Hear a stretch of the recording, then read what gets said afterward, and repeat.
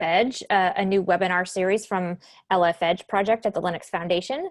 My name is Jill. I am with the Linux Foundation. I'll be your host today. Welcome to today's webinar. Today, it is the second iteration of our series, and we're going to be focusing on EdgeX Foundry. The title of our session today is EdgeX Foundry 101, Introduction, Roadmap, and Use Cases. So before I introduce our panelists, just a couple of housekeeping items. All attendees are going to be muted throughout the presentation. However, you are encouraged to ask questions. There's a Q&A window. Feel free to type your questions anytime they arise in that window. Our presenters may pause to answer, but if not, we are going to open up time at the end of the full presentation to have some interactive Q&A. So they'll be addressed at that time, if not during the presentation. All right, so with that in mind, I'm going to introduce our panelists today. We've got Jim White with IoTech. He's the CTO. He's also the co-chair of the EdgeX Foundry Technical Steering Committee. We also have Camilo Dennis. He's with Intel. He is a co-chair of the EdgeX Foundry WSVG and Marketing Workgroup Chair. And we've got Naga Ravindran with Wipro, who's a program manager, and he's a contributor to EdgeX Foundry. So without further ado, I will go ahead and turn the time over to Jim to get us started. Thanks very much, Jill. And good morning, good afternoon, good evening to everybody. Today we're going to cover a few topics here. First of all, we know that this is maybe an introduction to EdgeX Foundry for some of you. So we're going to give you a brief project introduction, and then we're going to talk a little bit about what's happening in the community right now. We're in the midst of a new release just coming out. In fact, we entered freeze yesterday, so we'll talk about what we call the Geneva Release. We'll talk about our next release and what's going to be in that, the Hanoi Release, and then give you a little bit of an indication of where things are heading in terms of our roadmap overall. And we'd like to also cover with you what the project momentum looks like. What are the milestones? How are people engaging with the project right now? I'll turn that over then to my friend Camilo, who's going to give you some information about the use cases we see out there for EdgeX. And then he'll turn it over to Naga, who will give you some information about Wipro's involvement with our project as well. May, if we go to the next slide. So in terms of a brief project introduction, first of all, for those of you who are not familiar with our project, happy birthday to our project. We started this project 3 years starting from tomorrow. It will be April 24th, 2017, the anniversary of when we introduced the project through the Linux Foundation at the Hanover Messe Fair. In fact, we were expected to be at the Hanover Messe Fair here about this time again this year. Unfortunately, with the current world situation, we're happy to join you all here today. It is a foundation that was started with 50 companies, and now we have more than 70 companies, as EdgeX is now part of the LF Edge project. Next slide, May. So exactly what is EdgeX Foundry? For those of you who may not be familiar with our project, obviously as part of the Linux Foundation, we're an open source vendor neutral project. We run on any type of hardware. We run on Linux, we run on Unix, we run on Intel, we run on ARM. So we are very much agnostic. It's a microservice loosely coupled framework for doing IoT edge computing. Again, it is shepherded by the Linux Foundation with 70 plus companies out there helping to guide it. And we are an Apache 2 project. Apache 2 license, for those of you who are not familiar with open source licensing, is one that's all about being business friendly. You can take the code, you can fork it, you can do whatever you'd like with it and never have to come back to us for any permissions.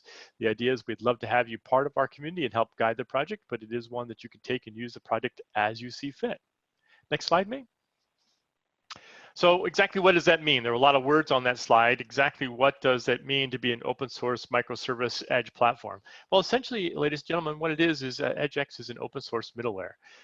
It is middleware between the things, the sensors, the devices that are out there collecting data in these environments and your IT systems, which could be an enterprise application. It could be some sort of on-prem system. It could be your cloud, your Azure, your Amazon type of environment out there. It's all about getting data from sensors and devices, the things, into your IT world. And we do that with autonomous operations and intelligence at the edge, meaning that if it's all just about collection of data, then there are a number of things out there in the world that can help collect that data. What you also need to be able to do is act on that data locally. You need to be able to trigger what we call actuation back down to devices and sensors. And that's across a whole portfolio of protocols. And that is what EdgeX also does. It provides for local analytics or local intelligence at the edge, acting on that data collected from the sensors. Next slide, May. So there's some words here on the slide about how EdgeX works in some detail. I'll cover some of these quickly, but then I'm going to get right into a diagram that will show you a little bit about how EdgeX work. And I find that showing an architectural diagram usually lends better to understanding a bit about the basics of EdgeX interaction in the microservices. So as I mentioned, it is a collection of microservices, about a dozen or so microservices, depending on what kind of connections you need. It's primarily written in Go and C. We are polyglot believers, however, so there are elements out there in the world that are written in all sorts of languages, and we actually encourage that. Use the language, the technology that you see fit for the part of the system that you want to extend. I'll talk about the data flow here in just a second, and we've got a collection of services that, again, deal with collecting data from the devices and the things and get that up to your cloud and enterprise. It goes through a set of layers that I'll mention here in just a bit.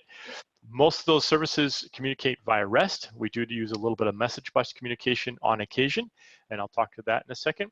And all of our microservices are able to be deployed via Docker.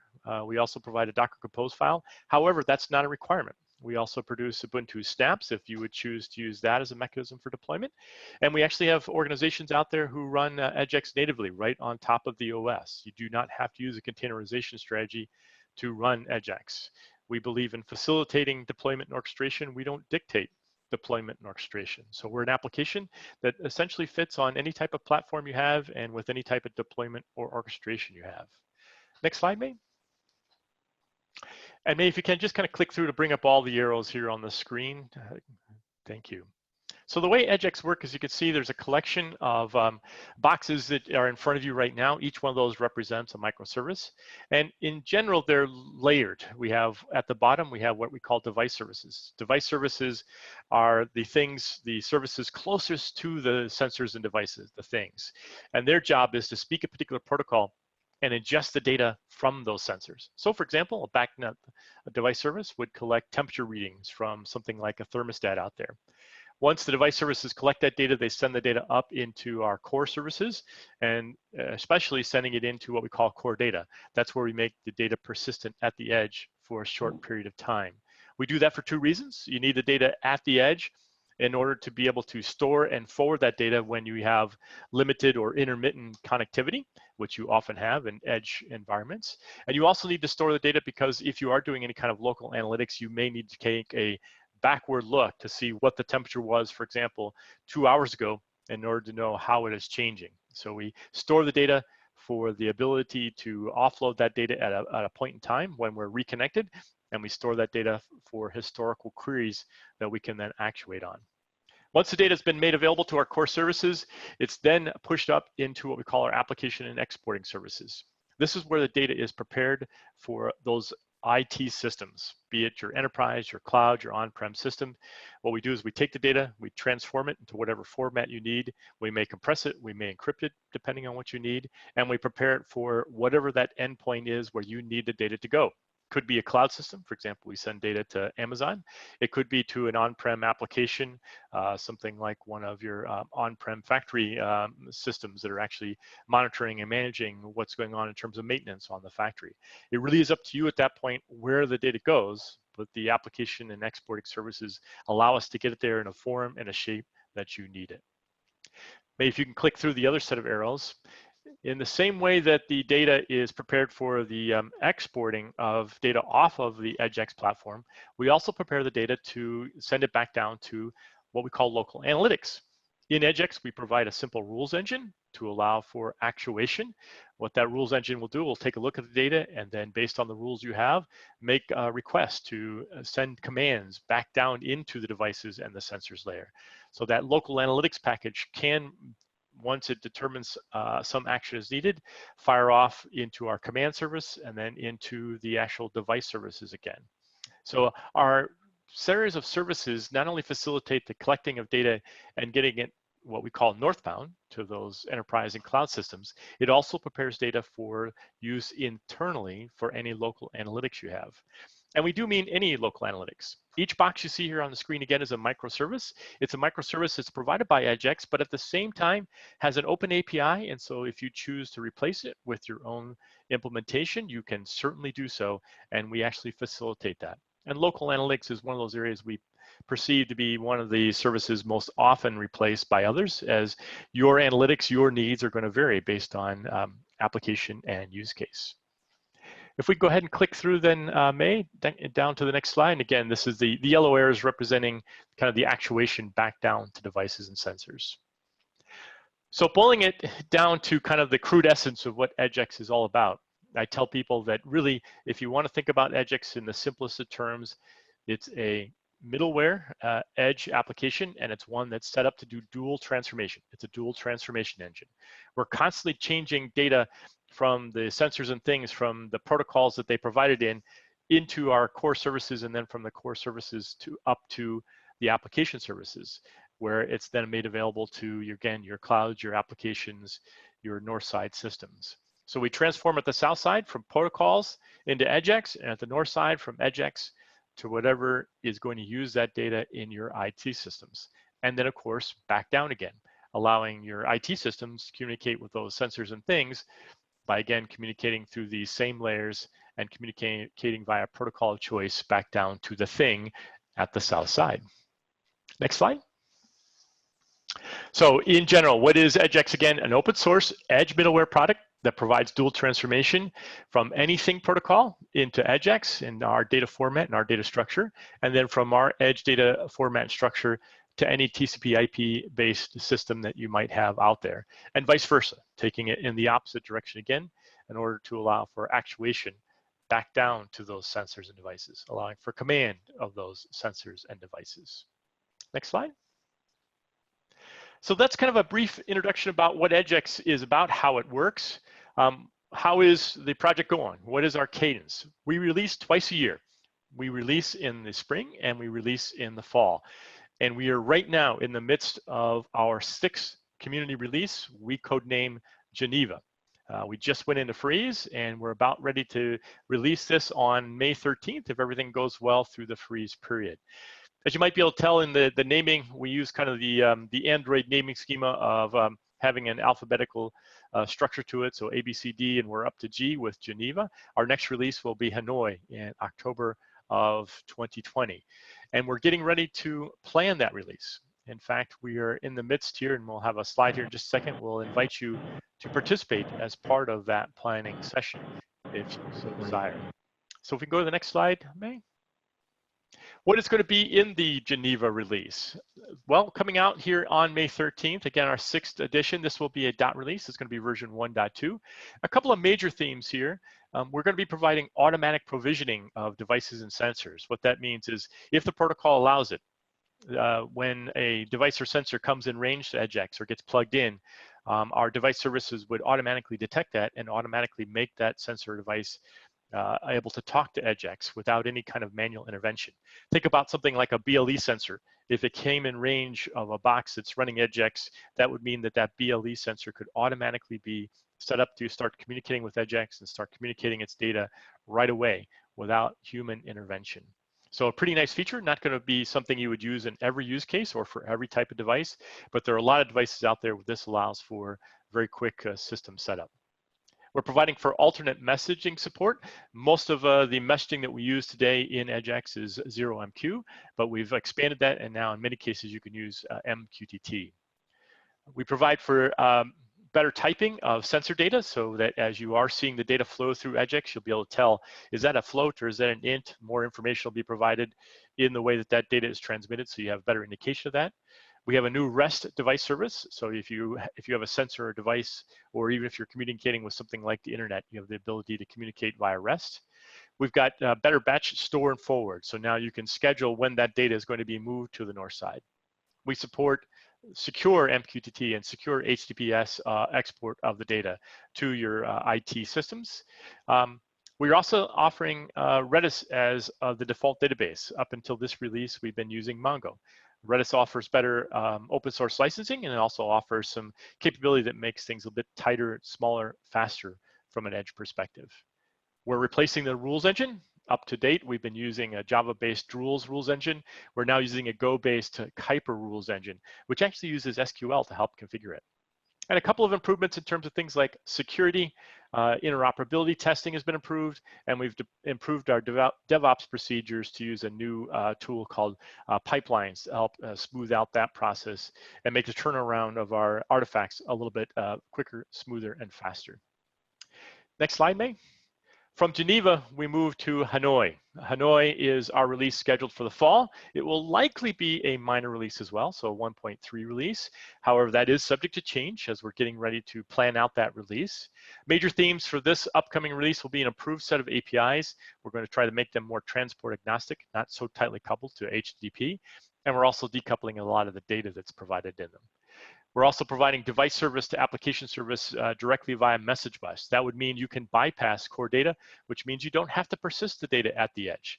Not every use case requires us to do that, and obviously that'll make things a little bit faster and provide for better quality of service in terms of the messaging. We're also supporting running devices on different hosts.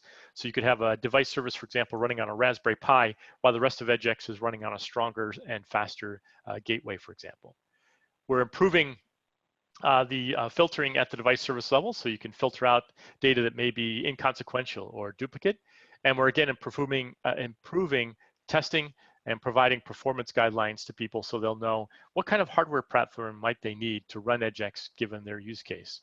And lastly, we're providing for a root of trust abstraction so that if your platform that you're going to run on EdgeX has a TPM or TEE, you should be able to use that to help secure the secrets that are inside of EdgeX. Now, as I mentioned, the planning for this release is about to get underway next week. We have a planning conference scheduled. Typically, this is face-to-face, but right now it's going to be held in a virtual mode. If you have interest, as you can see, there is a link on the screen, and the public is invited. We are a complete open source project, so we welcome all contributions in to the conversation and help us plan the future of this product. Next slide, May. So where are we in terms of momentum? We have again, a release that's in its 6th revision. We have over 180 EdgeX contributors globally today. About 30 to 40 of those are active in any given release. And we just surpassed 4.3 million container downloads on March 31st. And in March, that was the first month where we had a month of more than 1 million container downloads in that month alone.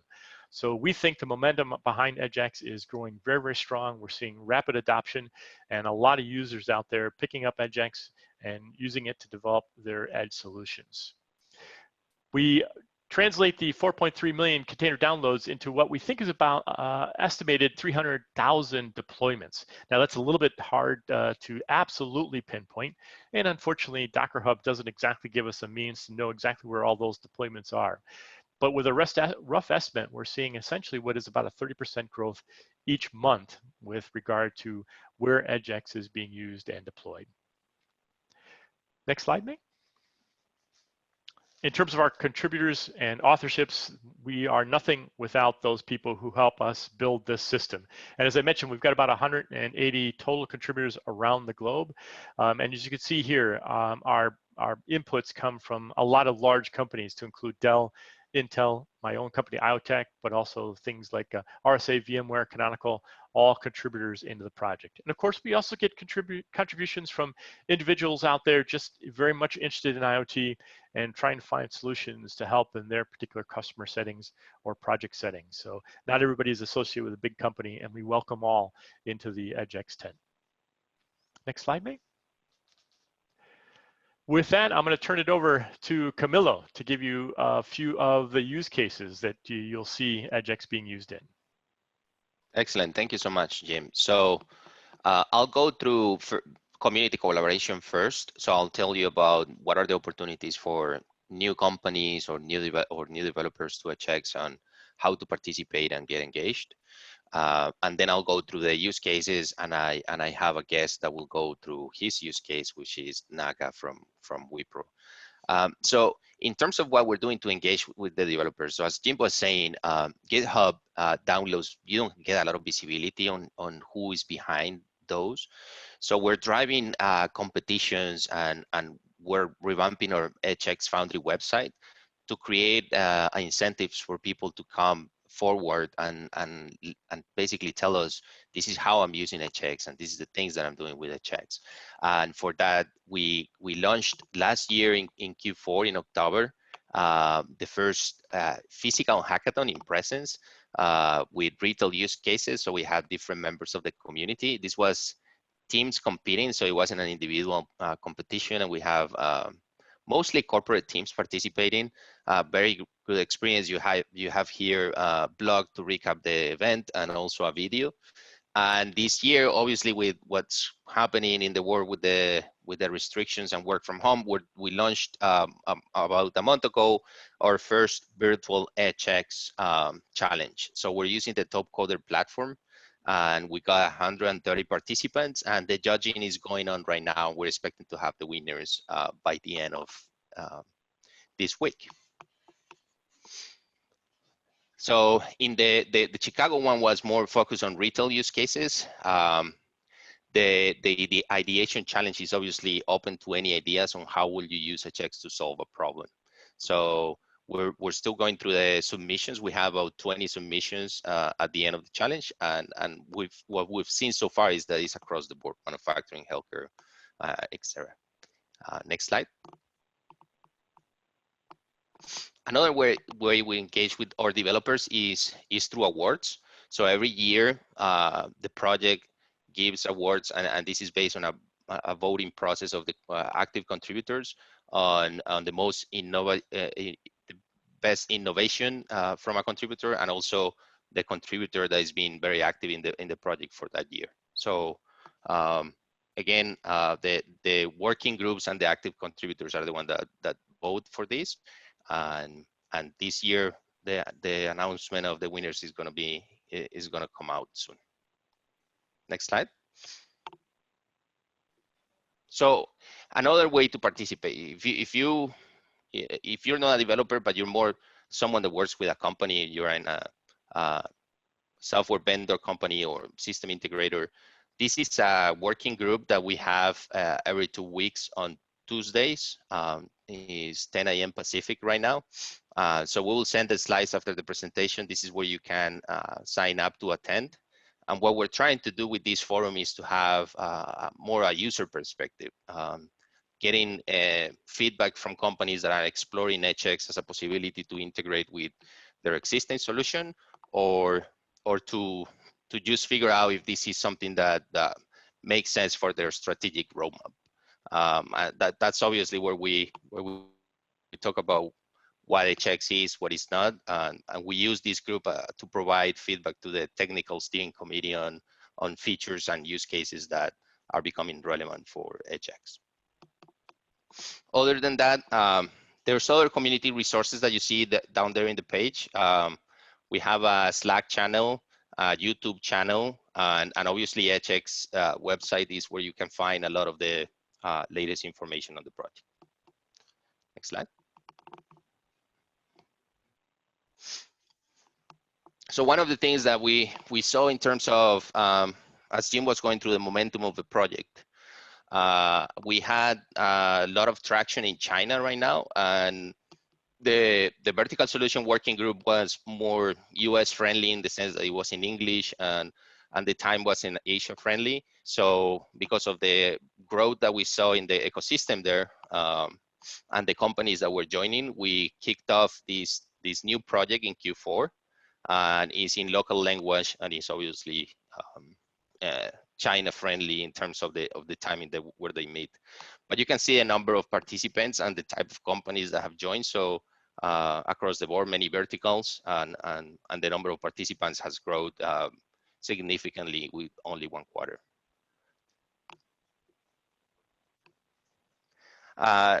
Next slide is, so this is where I start talking about the use cases. So how does it look when you have a demo or a deployment for using EdgeX? And this is a very interesting one because it was the showcase of many companies working together. So Intel has something called the Open Retail Initiative, where we promote open source ingredients like EdgeX to drive adoption at scale with retailers of different technologies. And it was meant to be an example of a specific use case, but more than that, it was to showcase how you can have the data in ingestion through EdgeX.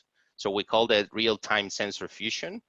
And the use case was specific to the self-checkout areas in a grocery store, where you're trying to prevent people from taking things that they didn't pay for, or trying to fool the system by taking a high price item and making you fooling the system that is a lower price item. So the whole idea, and the next slide has the diagram. Here you can find a couple of blogs that we wrote afterwards, and this was showcased at NRF, which is the biggest retail show in the world. It's in New York. It was in January this year, and usually gets around 40,000 visitors. We had a very similar demo. It wasn't exactly the same, but it was the same idea of using different companies working through EdgeX. Yes, hello. And we had it showcased in the Intel booth as well as the HP booth. So in the next slide, I'll talk a little bit more on how the demo worked. Next slide. Okay, so here you have, this is an integration that traditionally would have been time consuming and very challenging. And one of the things that we saw is how the complexity gets reduced. Not only the complexity, but the time to market gets improved. Previous slide, May. By using EdgeX. So Fluid is a point of sale system. We were using that point of sale system with HP hardware. You have Edgify as a computer vision company. Shekel, they use scale for weight, and an RFID sensor for high price items. So the idea here is that not one sensor is perfect. And what this does in terms of real-time sensor fusion is you can have the 4 sensors working at the same time, because we made the POS a sensor as well. And you have a reconciliator. So IoTech provides a commercially support a product called Edge Expert. And through that, we were able to do the ingestion of each of the data in real time, and do the reconciliation of are you paying for the right items. The time to bring this to reality was short-term, because usually in retail, the point of sale is very complex. And what we did with this was just make sure that each of these companies was able to publish the data into EdgeX, as opposed to try to integrate within themselves, and make sure that those companies are doing what they are experts on, as opposed to the point of sale system trying to become better with computer vision and so on and so forth. So Edgify is a computer vision company that detects produce, bananas, apples, etc., even within a bag. Shekel is what you usually see today in the checkout area. Is just by weight. And RFID was something that is some retailers already have, and in the case that they're trying to include it to make this higher accuracy, you can do it only for high price items. You have to do it for every single one. So in the demo, we demonstrated different examples on how to try to fool the system, and how you can fool the weight, but the computer vision will work, or vice versa. And at the end, as Jim was saying, not only you send this northbound into an edge device, but you use those analytics to alert and associate whenever there's something that is not, whenever there's a red flag. And what you see on the right-hand side is just an example of, once you have a deployment of this type, it gives you the flexibility to start adding other sensors and creating different solutions from that are not necessarily related to loss prevention, but can be related to a promotion engine, a loyalty program, so on and so forth. So it lends itself very well for greenfield and brownfield deployments. So with that, we also have another use case and example from Wipro manufacturing. So Naga, go ahead.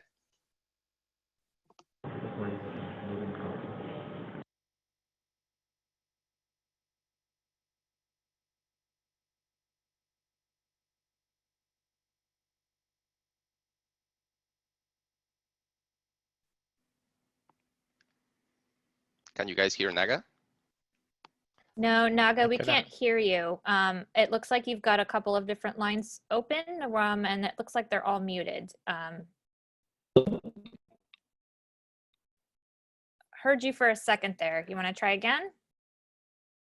Yeah, hello? Yes. Able to hear me? Yes, great. Okay, sorry about that. There was a problem with the connection. Yeah, so to give a little bit background, we have been working on EdgeX for quite some time. I will briefly touch upon how we started our EdgeX journey with one of the solutions we are building in manufacturing space. So the background, as part of our group, we have a homegrown accelerator, which is called as a multi-protocol IoT gateway. It's a software framework that runs on Linux, which supports different southbound, northbound connectivity options and other features like on-prem visualization dashboard and lightweight rules engine and all that. This gateway stack is already commercially deployed in use cases for healthcare, utility space, and it's successfully running now. Though we had a commercial success, we have migrated some of our existing offerings to EdgeX based. There were a few reasons why we wanted to migrate as part of our long-term roadmap. We constantly focus on enhancing our software stack. That's how we started exploring EdgeX. And based on our study, we kind of realized that there are few compelling reasons for us to migrate our stack to EdgeX based. So as Jim mentioned earlier in this webinar, EdgeX already supports a lot of microservices that are readily available for rapid application development. The capabilities are continuously being upgraded as part of these biannual releases. And one of the key considerations for us is the EdgeX architectural tenets, which is very critical for requirement for any gateway stacks. And also the recent releases are more ruggedized and they are of production grade releases. Another key point is the user-friendly license, which are available for commercial deployments. So all these critical considerations triggered us to move towards in the direction of EdgeX. Having said that, our current focus is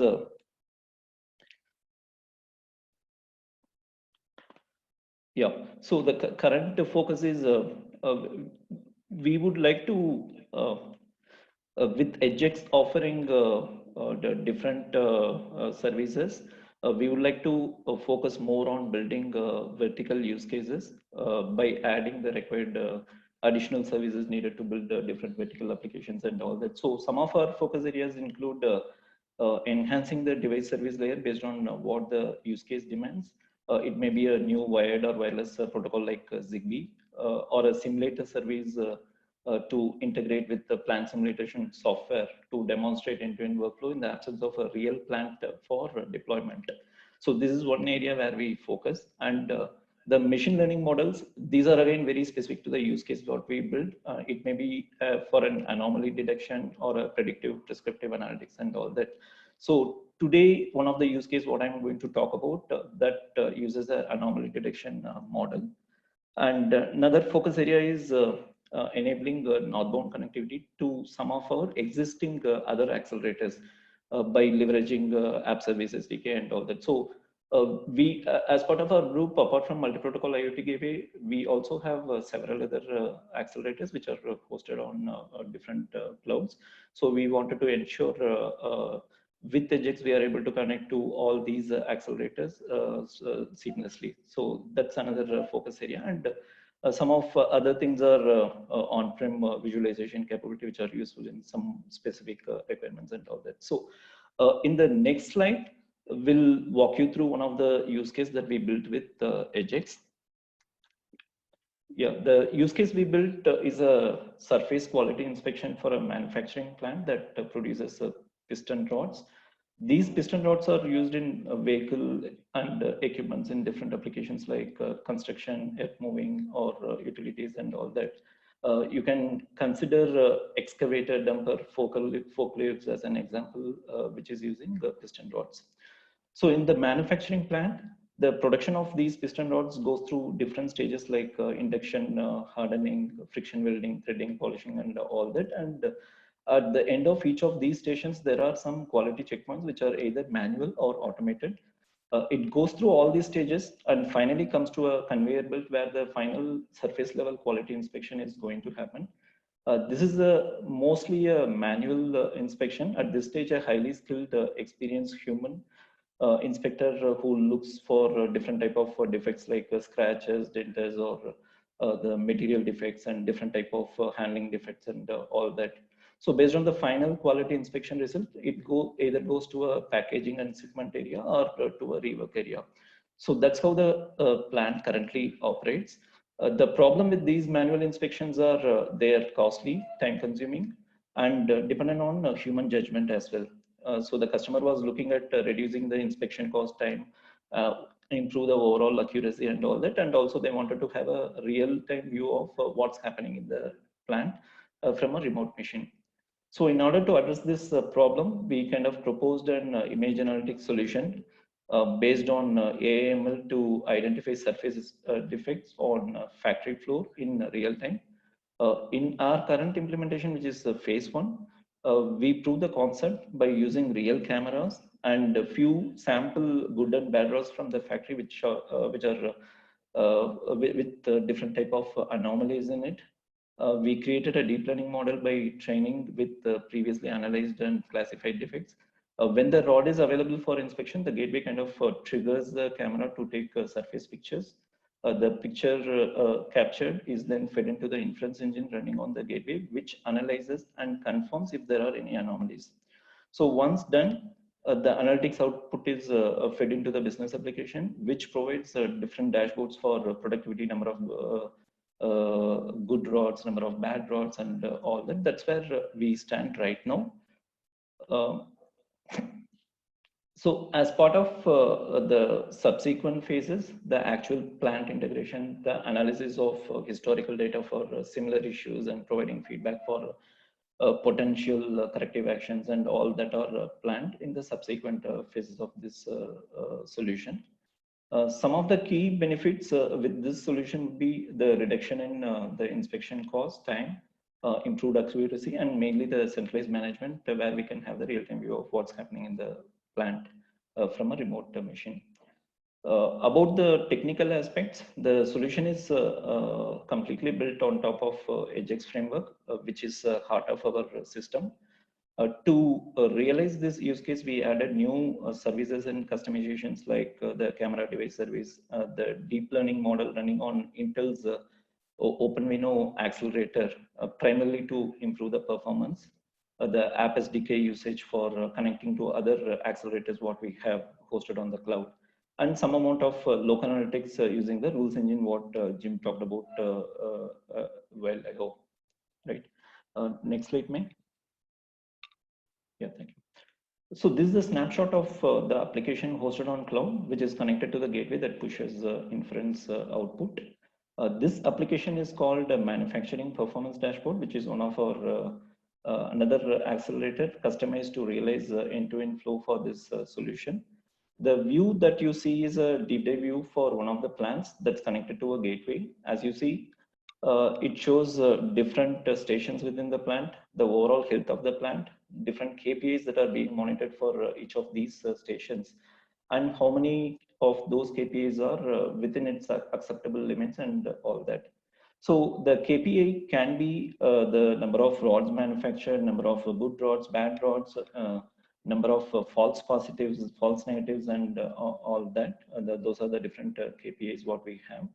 So if you want to have a more deeper look at any particular KPI, for example, if you want to look at how that KPI is performing for today or the specific week or a month back, so all that deep dive and different views are available with this application. That's about what we have built as part of this use case using EdgeX. This solution was demonstrated in CES this year. So in the absence of a real plant to demonstrate the end-to-end flow, we integrated our software stack to plant simulation module. This kind of gives a complete picture of how the end-to-end system will work. And it was very well received by customers visiting our booth. So this is a brief about what we have done with EdgeX, and looking forward for a long journey with EdgeX. That's all I have. Over to you, Jim. Thanks, Naga. And I just want to leave everybody with a collection of links here that you can find more information on. Obviously, we've got our GitHub repositories for our code, but you'll find our technical documentations out there. In fact, one of the questions was from somebody who had asked about where to find our docs. So thanks for that question. We have a wiki site where a lot of communication on the project is ongoing. You can even drop in and listen to recordings from past meetings to understand the technical direction of the project. We've got a blog site, email distribution, and Slack channels, all available to help communicate if you are working in an EdgeX project and you're trying to get some help from our technical community. Great places to go to get that help. And May and the others at the Linux Foundation do a great job of providing our social media feeds, so LinkedIn, Twitter, and YouTube, all provided on the links on the screen as well. With that, I'm going to turn it back over to Jill. Thank you all very much. Great, thank you, Jim. Thanks, Naga. Thanks, Camilo. Just before we open it up for some Q&A, I just wanted to do a quick plug for a webinar that we've got going next week. It's entitled "The State of the Open Networking and Edge." And it's a keynote webinar, and it's going to be hosted by Arpit Joshipura, who's the general manager of networking, IoT, and Edge at the Linux Foundation. So there's going to be some news announcements and some other good information. So please go ahead and mark your calendars for that if you haven't already. And then following the next iteration of On the Edge with LFEdge, next month is going to be featuring Project Eve. We don't have a date for that yet, but please look out. Check your social media and your email, and we'll be sharing that and promoting it once that date is available as well. All right, so on to Q&A. It looks like there were a handful of questions that Jim answered already in the chat window, but if looks like we've got another one that is still open, and if anyone else has questions, please feel free to type them in. Yeah, Nick, the question that's currently online, there's maybe May or Jill, can you possibly copy that link from the webinar that's upcoming over to the chat session there so people can have access to that. And hopefully, gang, I was able to answer the questions that you had online there. Great questions, and thank you all for those. And maybe I can just try to address a couple of others here. And we do have ones asking, are there any case studies or proof of concept out there yet? We do have some of those that are listed online through our website, and I know that is something that Camilo is working very diligently on with regard to our vertical solution working group. Camilo, do you want to answer that as well in terms of some of the things we're doing to revamp the website?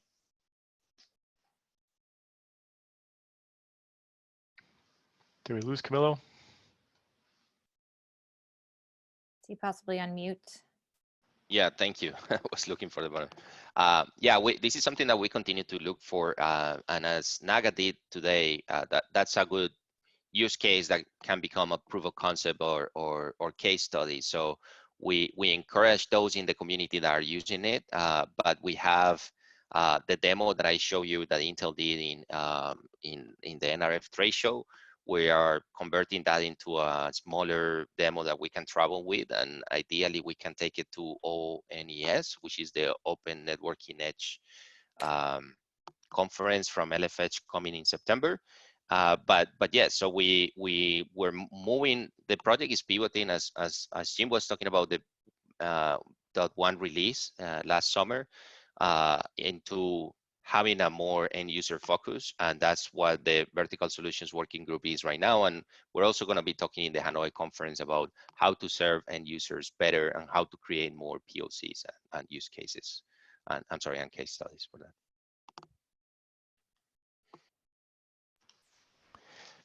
Yeah, great answer. Thanks, Camilo. So a couple other questions have come in here, gang.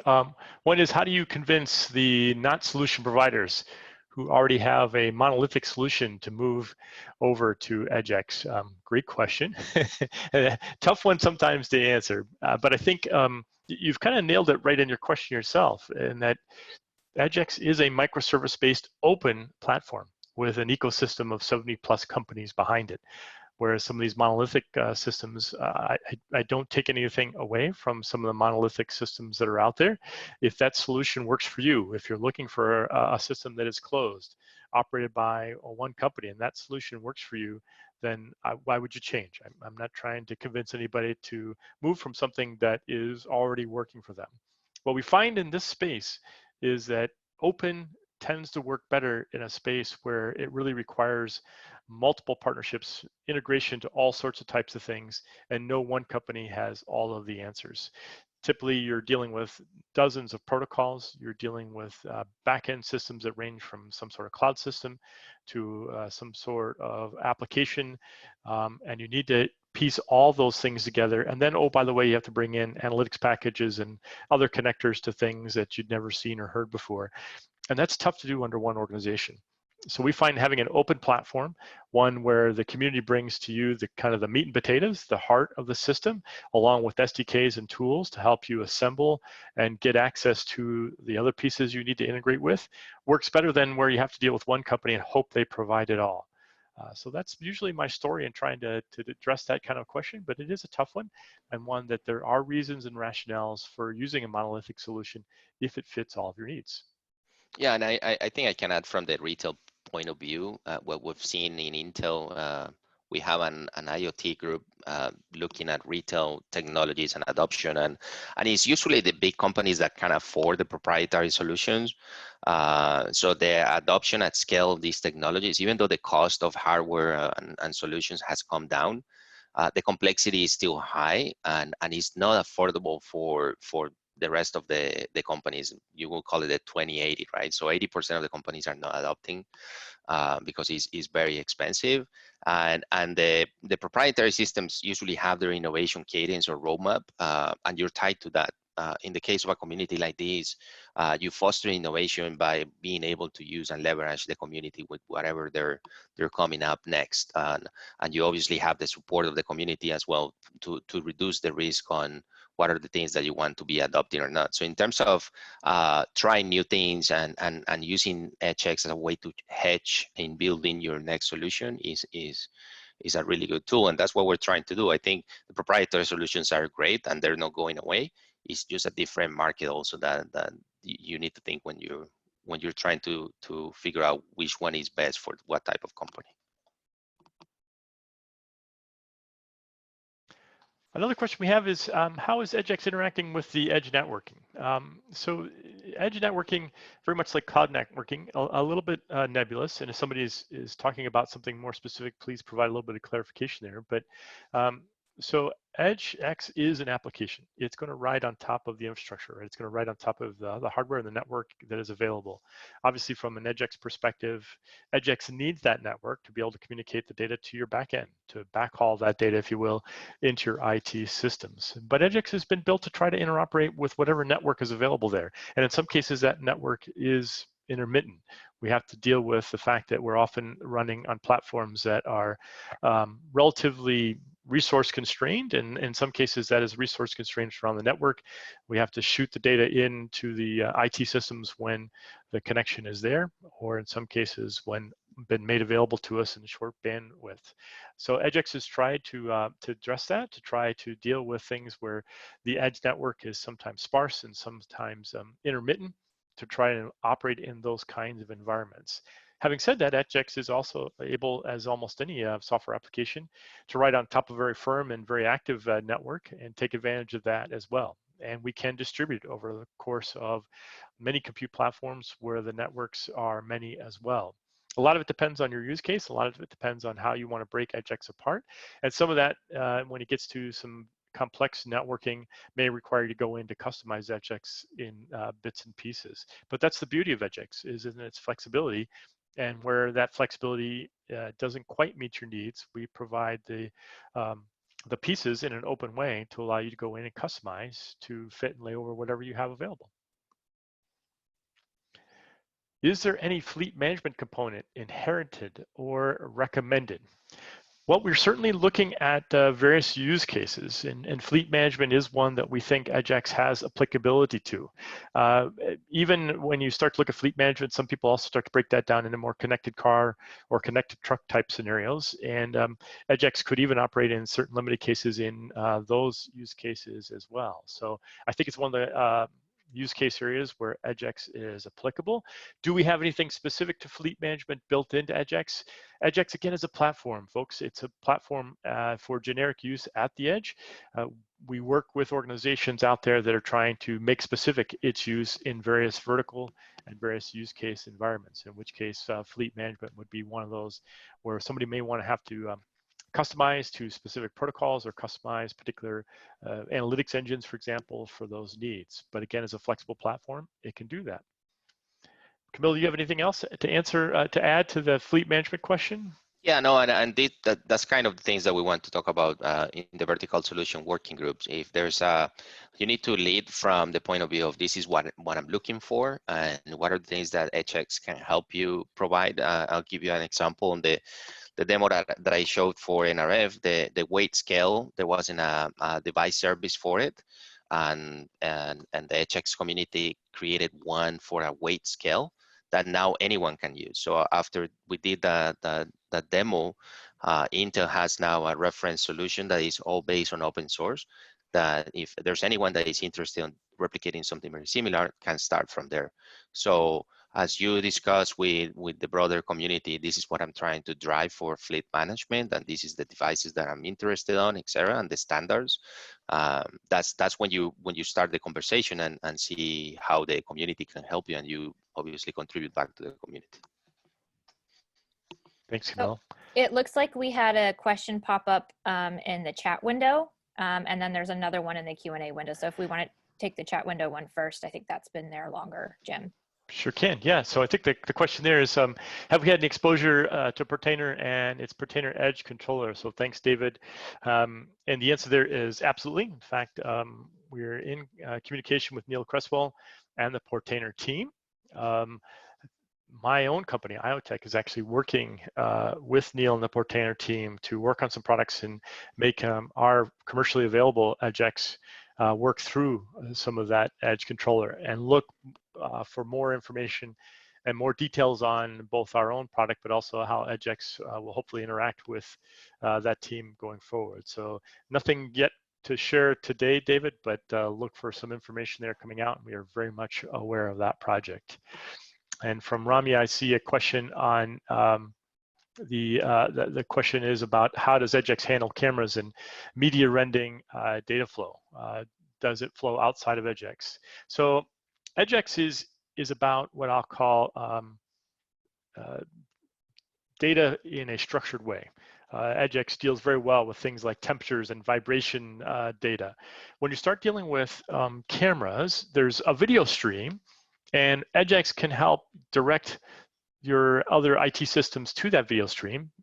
It can help manage the camera. It can help, for example, set the focal point if it's set up to communicate with a product like EdgeX through a protocol, something like OnViv. It can also take a snapshot out of that stream and make that available as kind of a discrete piece of data. So think about a video stream maybe in a parking lot. If there were then snapshots of the license plates, EdgeX could get those license plate snapshots to an analytics engine that could start to actually give you the actual license plate numbers. So EdgeX can help in these kinds of use cases. What EdgeX is not, it is not a visual inference engine. So it is not going to take the video stream and try to do something with it.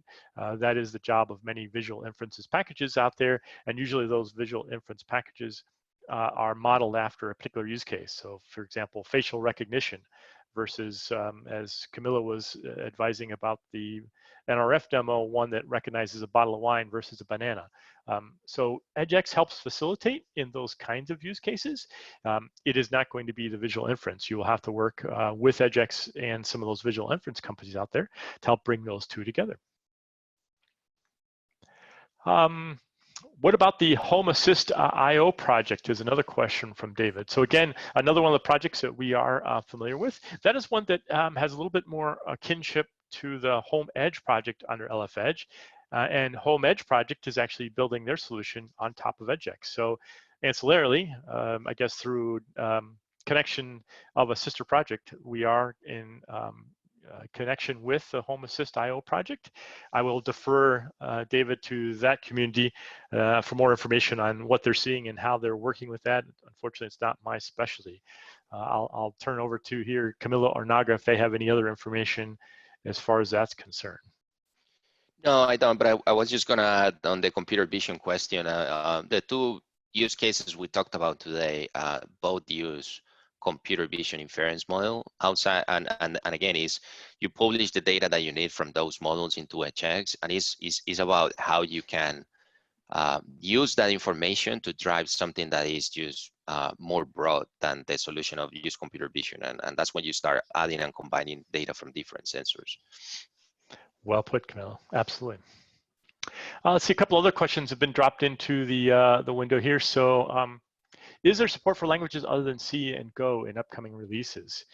That is something we continually inspect. Let me phrase the question, or maybe take the question and swizzle it in a slightly different way. So there are parts of EdgeX which our community has written, which probably nobody in the world will ever have to adjust. They are core bits of the application that just do their function.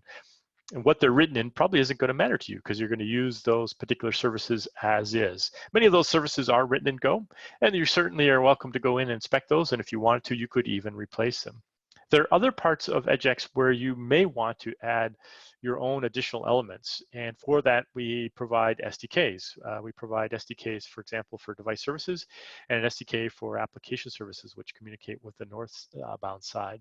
And in those extension areas, we are always looking at potentially moving into other languages. What we really need is the community and the support of those outside to come and help us with that, and to help provide requirements that there is an absolute need, but also help us with some hands to get that job done.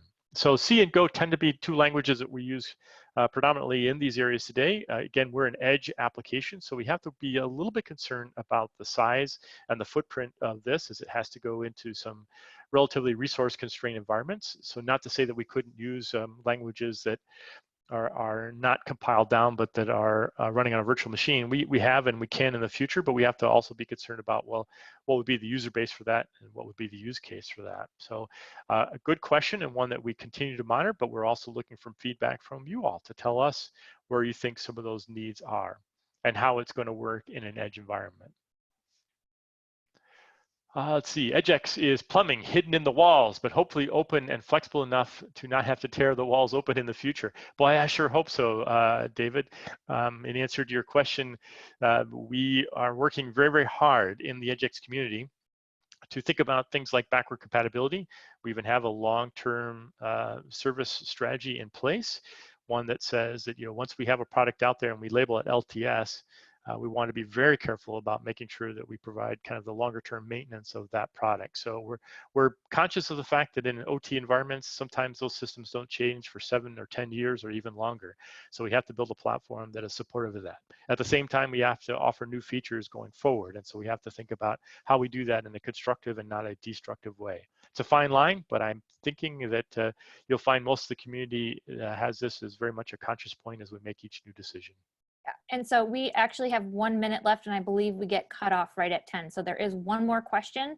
I want to thank everybody for joining. Jim, if you can answer that in the 1 minute, go for it. Otherwise, we can do follow-up, potentially blog post, or follow up with this individual offline. Thanks, Jill. Is there any provision for software updates? EdgeX deploys with Docker containers. We also have Ubuntu snaps. Those are two mechanisms today that provide many different facilities out there to do automatic updates. And EdgeX, we facilitate deployment orchestration, we don't dictate. And so a lot of it depends on which tooling and which environments you use to provide that kind of update. All right. Well, thanks so much, everybody, for joining. Thanks for our panelists, and we hope to see you on a future webinar. Have a great day. Thank you.